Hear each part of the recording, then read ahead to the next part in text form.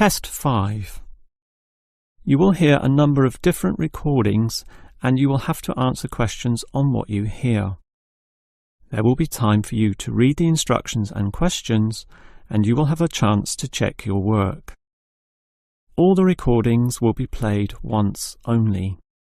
The test is in 4 sections. At the end of the test, you will be given 10 minutes to transfer your answers to an answer sheet. Now turn to Section 1. Section 1. You will hear 2 flatmates, Tom and Richard, talking about their new flatmate who has just moved in the week before. First, you have some time to look at questions 1 to 6.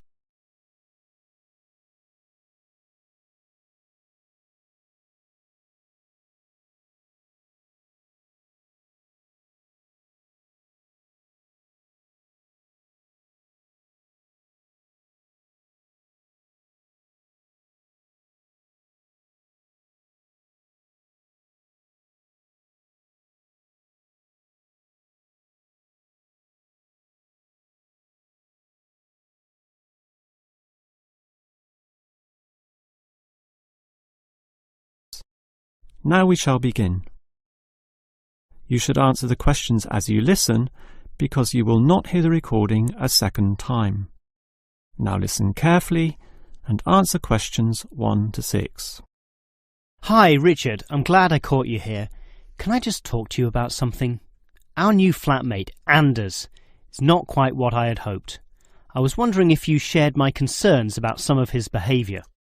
Yes, Tom, I know what you mean, but we can't be entirely negative. He has good points. I mean, at least he's quiet.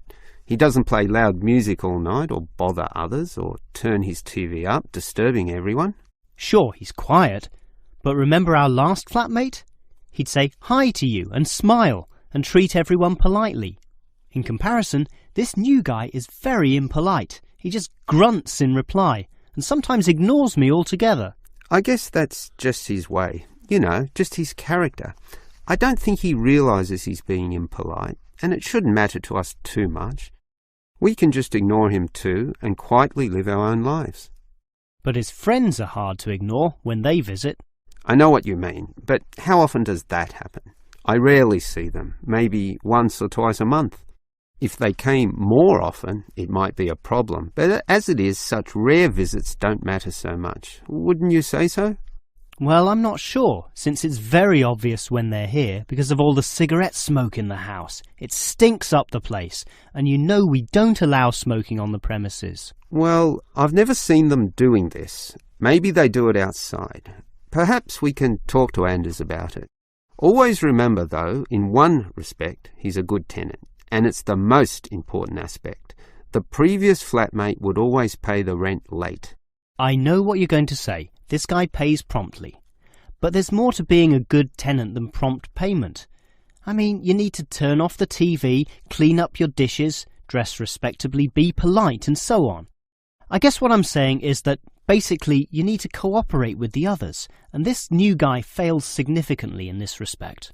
Okay, I suppose you have a point there.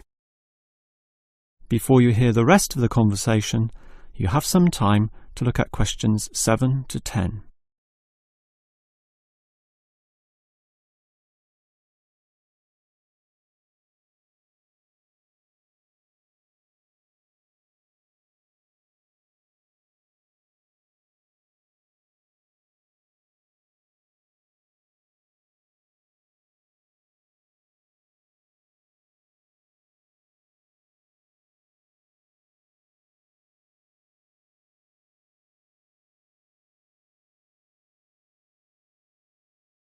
Now listen and answer questions 7 to 10.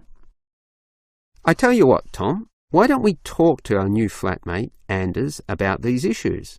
If we throw him out, we'll have to go to all the trouble of finding another flatmate, who might not necessarily be much better. So, let's give the current guy a chance. Here, I've got a piece of paper, so let's make a short list of issues to discuss with him. Get it out into the open. Sure, we'll give him one more chance. So, write communication. And let's tell him to... Well, we can't change a person's personality overnight. So why don't we have a weekly tenants meeting and we can just ask him to attend. That way we can get to know him better. I'll write attend meeting and we can take it from there. OK, but we have to tell him about his friends. They can't just do whatever they want. Write a heading friends and then write don't smoke anywhere, inside or outside. Well, instead of being so direct and possibly causing offence, I'll just write follow rules and verbally mention the rules. TV off by 10 p.m, no loud music or bad behaviour, including smoking. OK, do that, but I still think we need to specifically mention that last issue. You know how I can't stand the habit. So I'd like this to be another and separate point. Cigarettes, strictly forbidden. And it's important to include the strictly here. We can't pussyfoot around too much. Sometimes directness is necessary. OK, I'll write that. Forbidden. OK. And what about cleaning duties? Anders is a little too relaxed about that. Dishes are sometimes not washed, dirty teacups are left around the place, and so on. So, right, must do better. Yeah, again, Tom, he might take that personally and it could cause a scene. I'd rather be general. I'll write must be done and I'll tell him that that's for everyone, not just him. OK? OK, as long as he gets the message. That is the end of section 1. You now have half a minute to check your answers.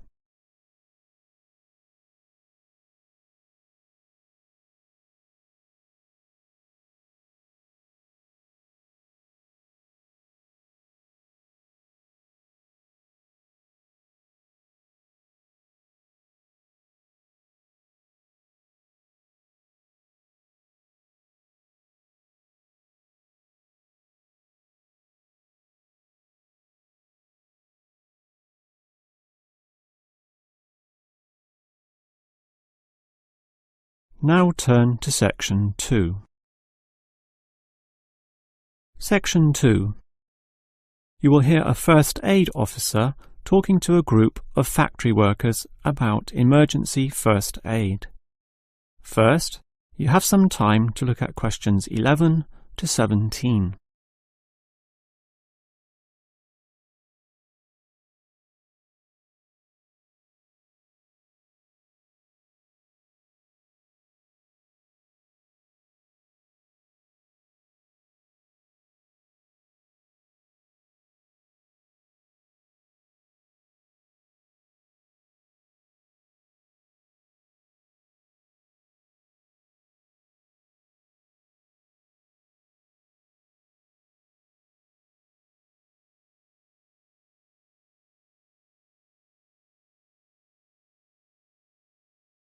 Now listen carefully and answer questions 11 to 17. Hello everyone. Now you know why I'm here. You all work in a factory, and in this environment there always remains a significant possibility of accidents happening, in which case first aid will be necessary. What is first aid? It is the provision of emergency on-site care when an injury occurs, and it is essential for everyone to know, if only simply, the steps which must be followed. There are, of course, minor injuries which may happen, not needing further medical care beyond the intervention of the first aider, but you can never be sure, thus the following steps must always be followed. These can be abbreviated to the words Dr. ABC, in other words, D-R-A-B-C. The D stands for danger, and that's the first issue to keep in mind. When an accident happens, immediately ascertain that the environment is safe. That, for example, nothing else will fall or break or cause accidents. If you, the first aider, are also injured, the problem is even worse. The R stands for respond. You must then ascertain the best response. Once all the danger has been eliminated and the distress calls sent out, the appropriate action is, obviously, to help the injured party. Alright, that leads to A, which stands for airway. In order to stay alive, all people need to have an open airway to allow breathing. A conscious person will automatically clear their own airway. But if unconscious, this may not happen. The brain is stopped or hindered from properly directing the body, and, obviously, in the worst case, death can result. For this reason, the injured person is normally put into the recovery position. Placed on the side, tilting the head back and ensuring that there are no blockages in the mouth. To free any such blockages, the back can be slapped or the chest compressed, allowing anything to be spat out. Now that the airway is free, check for B, or breathing. If breathing is not happening or is irregular, the first aider may have to assist with what is technically known as cardiopulmonary resuscitation, or more commonly, CPR. This involves breathing for the patient through mouth-to-mouth contact, while periodically massaging the heart through compressions to the chest. This combination allows blood and oxygen to flow around the body, keeping the patient alive, hopefully until medics, such as doctors, advanced first aiders, or ambulance staff arrive. Before you hear the rest of the talk, you have some time to look at questions 18 to 20.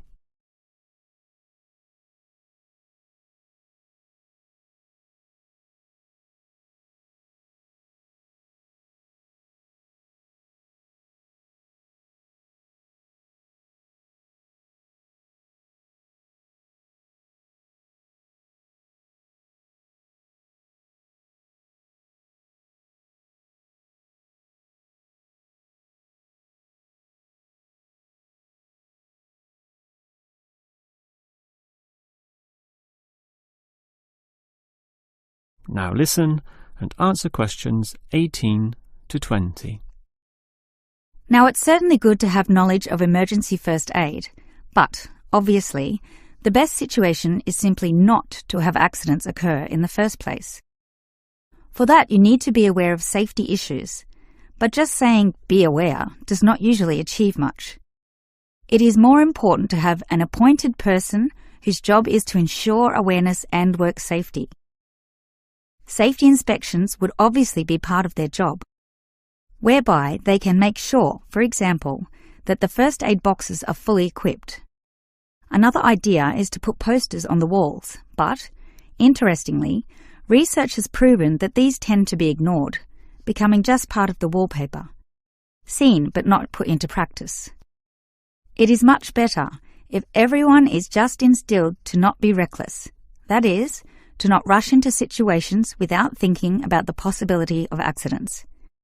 And instilling this mindset is part of the job of the safety officer. Some other suggestions are ongoing first aid training and no accident reward or star systems. These have had some success, but nothing beats a regular meeting, say once a month, in which the subject of safety is brought to the attention of everyone, and any outstanding issues related to this are thoroughly discussed. That is the end of section 2. You now have half a minute to check your answers.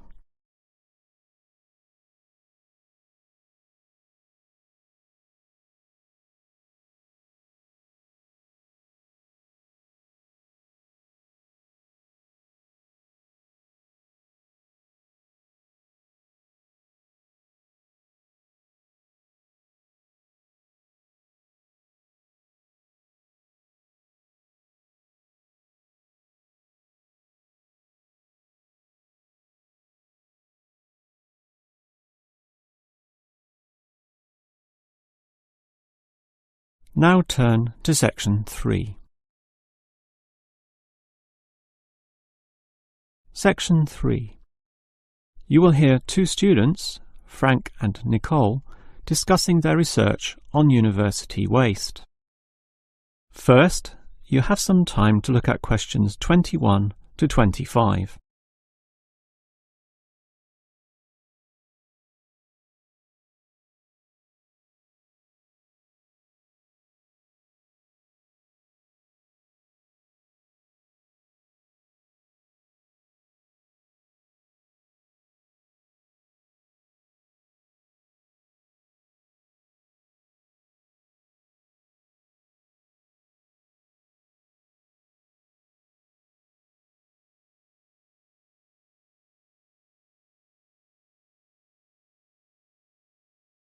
Now listen carefully and answer questions 21 to 25.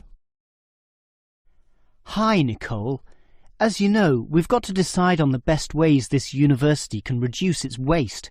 You inspected the eastern campus and I did the western buildings. Did you do all the interviews as well? Yes, I interviewed all the staff who made some good observations, and I interviewed some of the students. The students said little that was interesting. They don't seem to care that much. It was the cleaners, surprisingly, who revealed the most relevant facts. That's not surprising to me. They empty all the bins, so they see the waste firsthand, whereas the staff just throw things away without thinking. What item was most commonly disposed of? Well, it really depended on where I interviewed. In the cafeteria precinct, obviously paper plates and cups were thrown away all over the place. There was almost no attempt at recycling. However, across the university in general, it was paper copying that filled up most bins, far more than plastic or other forms of waste. Do people care about this, then? Well, some do, if you can believe them. I must have interviewed about 30% of customers in the cafeteria, and the results were mixed. Out of all the people I interviewed, well over half, maybe about 55% of them, were quite honest about it, telling me that they had little concern. The other fraction, 45%, were more troubled. Yes, but do they do anything about it? Surprisingly, quite a significant percentage do something, even if they aren't particularly concerned. I mean, small things. About 10% bring their own cups to the cafeteria, for example, and at least 1/3 said they use recycling bins. So, in total, it's an equal split between those who do something or those who don't. So why do so many people remain inactive, particularly over an issue they should care about more? I think they do care, and many of them are prepared to do something. Obviously, there's an element of laziness, but I'd say that it's relatively small. If they knew what to do, and if stringent systems existed, or if the importance of this was made clearer to them, I'm sure you'd see a much larger percentage of people actively working towards helping our environment. Well, there's cause for optimism at least. Before you hear the rest of the conversation, you have some time to look at questions 26 to 30.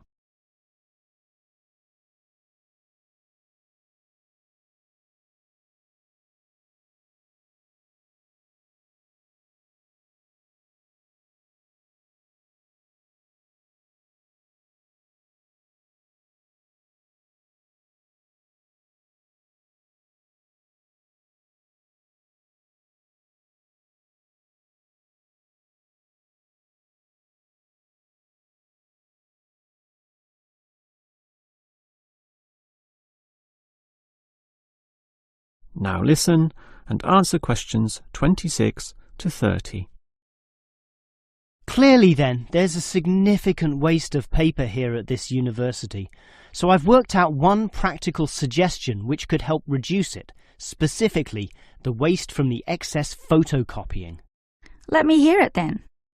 Obviously, for a start, we've got to ensure that people, including the staff, without exception, copy both sides of a page. We can't tolerate single-sided copying. It's just far too wasteful. Absolutely. Just more trees being chopped down. But as people are doing copying, there may be adjustments and practice copying, producing single-sided copies or blank pages not wanted and not intended for use. These need to be deposited into a tray for intended recycling.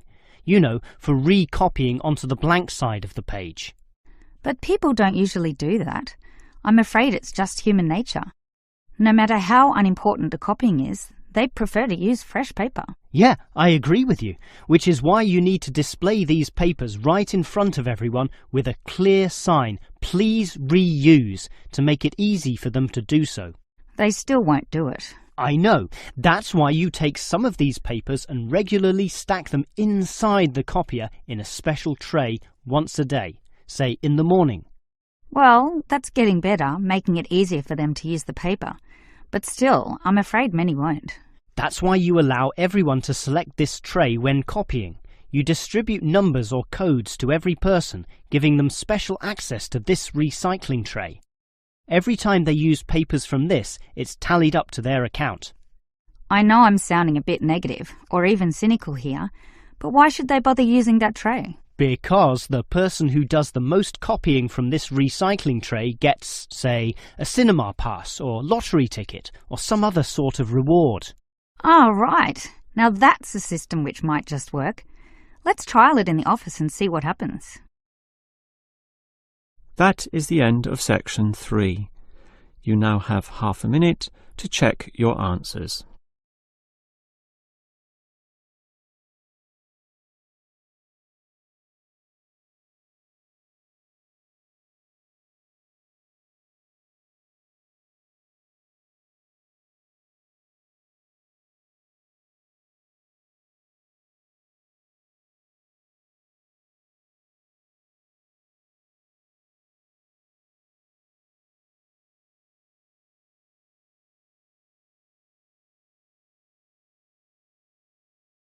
Now turn to section 4.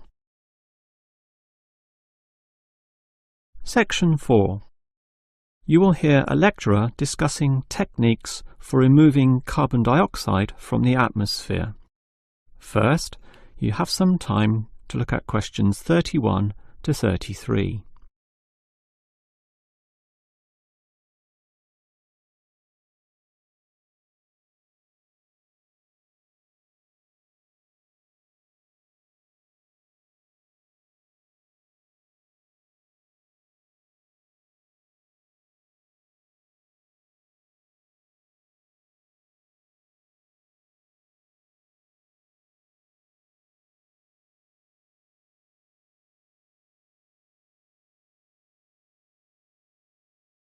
Now listen carefully and answer questions 31 to 33.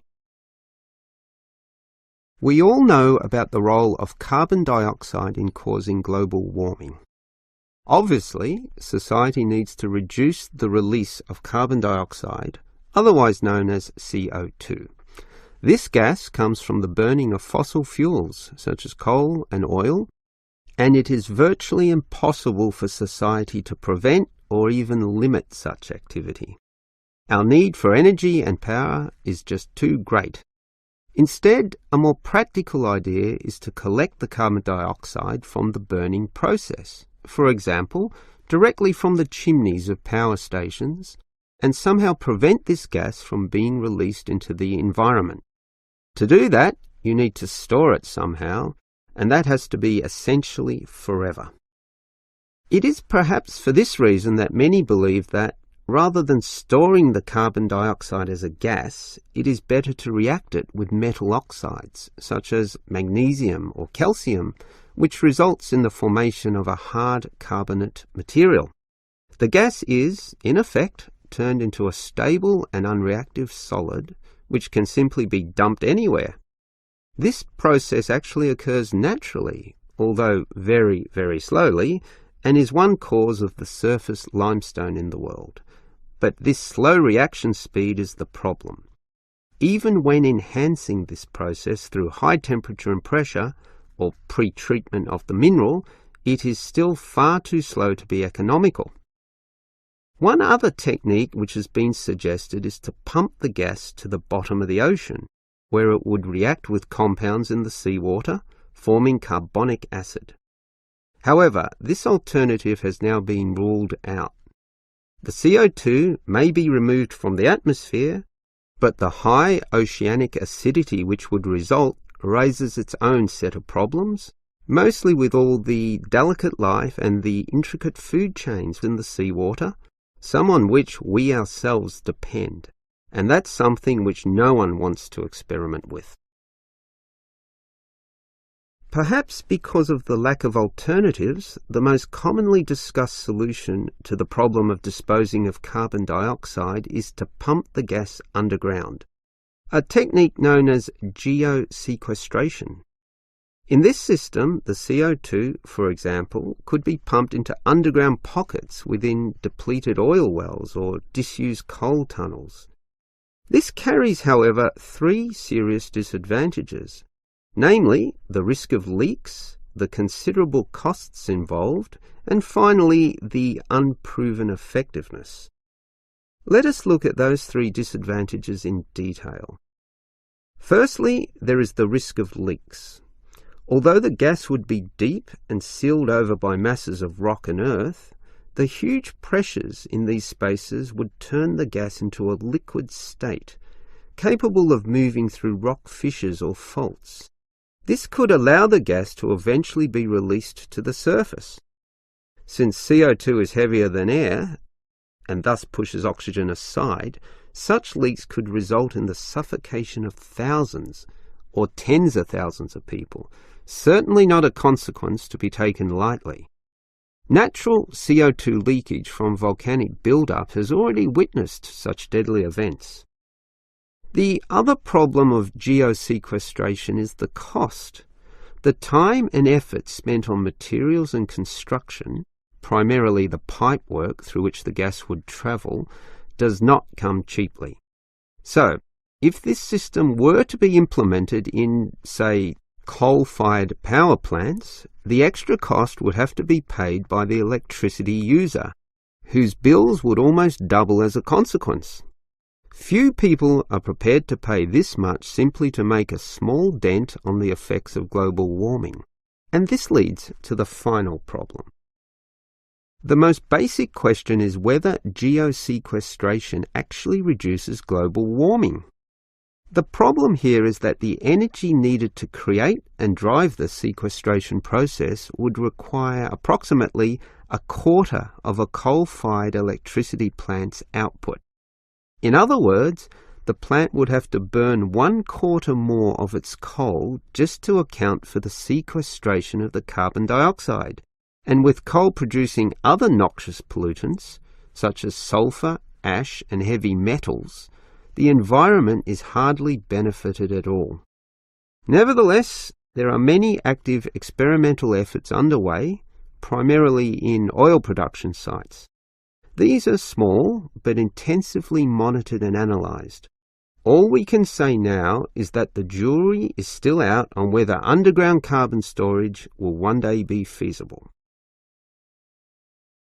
That is the end of section 4. You now have half a minute to check your answers.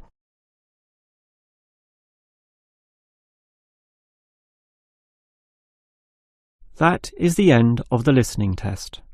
In the real IELTS test, you would now have 10 minutes to transfer your answers to the answer sheet.